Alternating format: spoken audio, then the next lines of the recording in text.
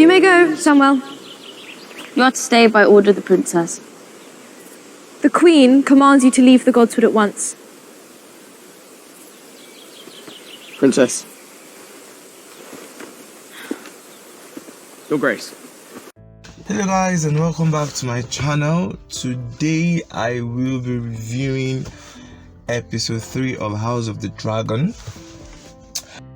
There was a time skip in this episode. This episode takes place at least 2 years after the previous episode, and we found out that Deamon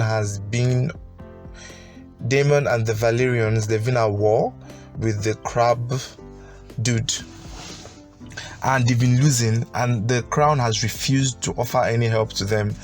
There's also this subplot of Rhaenyra finding a suitable husband and her thinking that her father Viserys wants to replace her.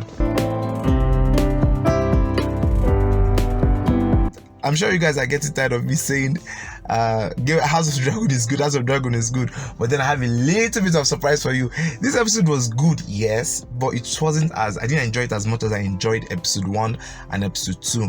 And this episode had a lot of action. Surprisingly enough, or rather not surprisingly enough, this episode had a lot of action, very enjoyable action, especially at the end and at the very beginning and at the very end. As usual, the acting, everything was just top tier. It was like watching a movie, and this episode was 1 hour. I think this is the longest episode we've had so far, and it's very justifiable, very interesting episode. Everything was good, the writing, the story, the direction.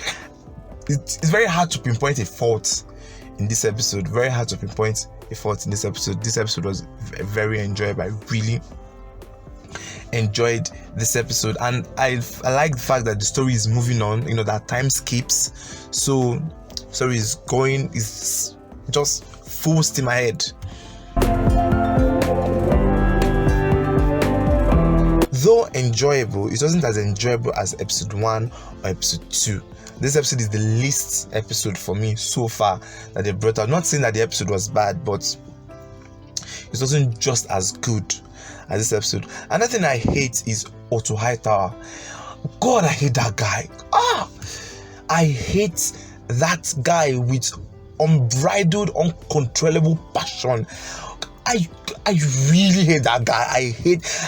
I think he's slowly becoming my worst character in both Game of Thrones and House of Dragon combined. I hate him with passion, and the actor is doing a good job. He's doing an amazing job at making him so hateable. His face, he has a very punchable face.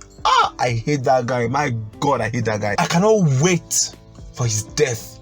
I hope his death is as painful and I want it to be long and painful, even worse if possible than Joffrey's death. That's how much I hate that guy. I hate that guy with passion. My God, I hate Otto Hightower.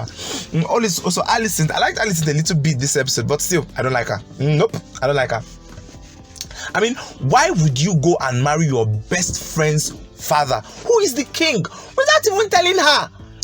Man, I understand that her father is using blah blah blah excuses. Still, I don't like her. I mean, she did some small likeable things this episode, but when she was advising Viserys about Rhaenyra, and it wasn't a bad advice, it was actually very good advice. But still, I still hate her. Deamon Targaryen.